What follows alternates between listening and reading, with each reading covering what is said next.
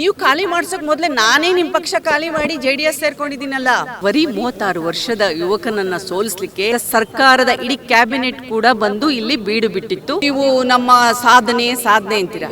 ಯಾವ ಸಾಧನೆ? ನಾಳೆ ಬೆಳಿಗ್ಗೆ ಅವರು ವೋಟ್ ಮಾಡ್ಬೇಕು. ಹಿಂದಿನ ದಿನ ನೀವೇನ್ ಮಾಡಿದ್ರಿ? ಯಾವ ಘನಂದಾರಿ ಕೆಲಸ ಮಾಡಿದ್ರಿ ನೀವು? ಇವತ್ತು ಬೇರೆ ಇಡೀ ಕರ್ನಾಟಕದ ಹೆಣ್ಮಕ್ಳು ಕೇಳ್ತಿದ್ದಾರೆ, ನಮ್ಗೆ ಯಾಕೆ ಹಾಕಿಲ್ಲ ಗೃಹಲಕ್ಷ್ಮಿ ಹಣ ಅಂತ. ನಮ್ಮ ಒಕ್ಕಲಿಗರ ನಾಯಕರಿಗೆ ಅವಮಾನ ಮಾಡಿದ್ದಂತವ್ರನ್ನ ನಾವ್ ಯಾಕೆ ಎತ್ತಿ ಹಿಡಿಲಿಲ್ಲ? ಪ್ರಜೆಯ ಮನವನ್ನ ಗೆದ್ದಿದ್ದಾರೆ, ಅವ್ರ ಹೃದಯಕ್ಕೆ ಟಚ್ ಆಗಿದ್ದಾರೆ. ಅವ್ರ ಸೋಲಲ್ಲ. ಮ್ಯಾಮ್ ನಮಸ್ತೆ. ಮೇಡಮ್ ನಮಸ್ತೆ. ಬೈ ಎಲೆಕ್ಷನ್ ನಲ್ಲಿ ನಿಖಿಲ್ ಕುಮಾರಸ್ವಾಮಿ ಅವರ ವಿರುದ್ಧ CP ಯೋಗೇಶ್ವರ್ ಅವರು ನಿಂತ್ಕೊಂಡಿದ್ರು. ನಿಖಿಲ್ ಕುಮಾರಸ್ವಾಮಿ ಅವರನ್ನ 25,000 ಮತಗಳ ಅಂತರದಿಂದ ಸೋಲಿಸಿದ್ದಾರೆ ಅವರು. ಸೊ ನಿಖಿಲ್ ಕುಮಾರಸ್ವಾಮಿ ಅವರ ಈ ಒಂದು ಸೋಲಿಗೆ ಕಾರಣ ಏನಿರ್ಬೋದು? ಯಾಕಂತಂದ್ರೆ ಚನ್ನಪಟ್ಟಣ ಇದು JDS ಭದ್ರಕೋಟೆ ಆಗಿತ್ತು.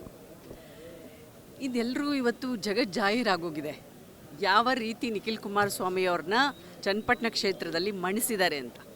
ಒಬ್ಬ ನಿಖಿಲ್ ಕುಮಾರಸ್ವಾಮಿ ಒಂದು ಯುವ ನೇತಾರ, ಬರೀ 36 ವರ್ಷದ ಯುವಕನನ್ನು ಸೋಲಿಸ್ಲಿಕ್ಕೆ ಇಡೀ ಕ್ಯಾಬಿನೆಟ್, ಕಾಂಗ್ರೆಸ್ ಪಕ್ಷದ ಸರ್ಕಾರದ ಇಡೀ ಕ್ಯಾಬಿನೆಟ್ ಕೂಡ ಬಂದು ಇಲ್ಲಿ ಬೀಡು ಬಿಟ್ಟಿತ್ತು. ಜೊತೆಗೆ DCM ಆದಂಥವರು ನಮ್ಮ ನಾಯಕರಾಗಿದ್ರಲ್ಲ DK ಶಿವಕುಮಾರ್ ಅವರು 6 ತಿಂಗಳಿಂದನೇ ನಾನೇ ಅಭ್ಯರ್ಥಿ ಅಂತ ಇಲ್ಲಿ ಚನ್ನಪಟ್ಟಣ ಜನಕ್ಕೆ ಬಂದು ಪ್ರಾಮಿಸ್ ಮಾಡ್ತಾಯಿದ್ರು, ನೀವು ಯಾರು ಅಲ್ಲ ನಾನೇ ಅಭ್ಯರ್ಥಿ ಅಂತ ಆಗಿದ್ದ ನಂತರ ಸಡನ್ನಾಗಿ ಯಾಕೆ ನೀವು ಒಂದು ಕ್ಯಾಂಡಿಡೇಟೇ ಇರಲಿಲ್ವಲ್ಲ ನಿಮ್ಮ ಚನ್ನಪಟ್ಟಣ ಕ್ಷೇತ್ರದಲ್ಲಿ? ನಿಮ್ಮಂಥವರೇ ಅಭ್ಯರ್ಥಿ ಇದ್ರಿ, ಆದರೂ ಕೂಡ ಕ್ಷೇತ್ರಕ್ಕೆ ಒಬ್ಬ ಅಭ್ಯರ್ಥಿ ಆಗಲಿಕ್ಕೆ ಒಬ್ಬ ಯೋಗ್ಯತೆ ಅಥವಾ ಒಂದು ಚಾರ್ಮ್ ಇರೋವಂಥವ್ರನ್ನ ಯಾರೂ ನಿಮ್ಗೆ ಸಿಗಲಿಲ್ಲ.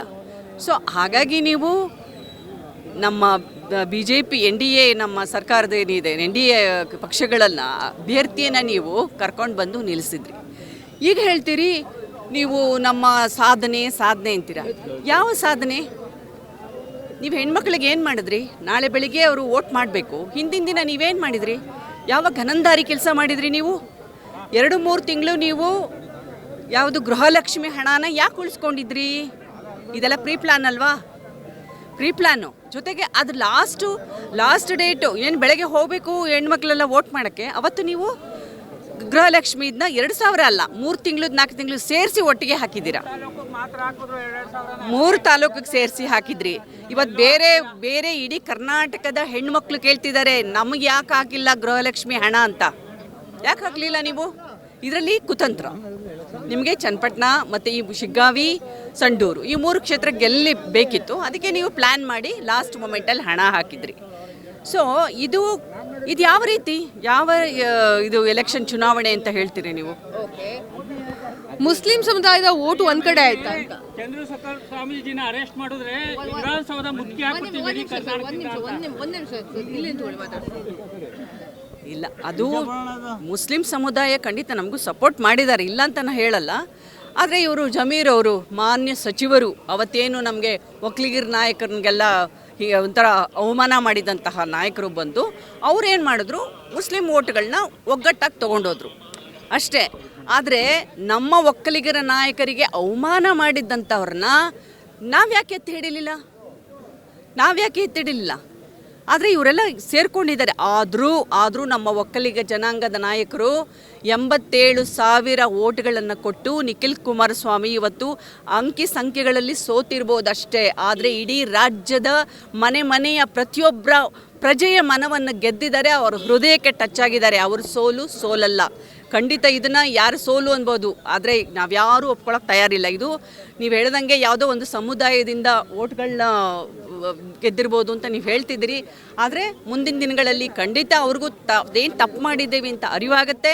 ಅವರು ಕೂಡ ನಮಗೆ ಸಪೋರ್ಟ್ ಮಾಡೋದ್ರಲ್ಲಿ ಏನು ಅನುಮಾನ ಇಲ್ಲ ಅಂತ ನಾನು ಹೇಳ್ತೀನಿ.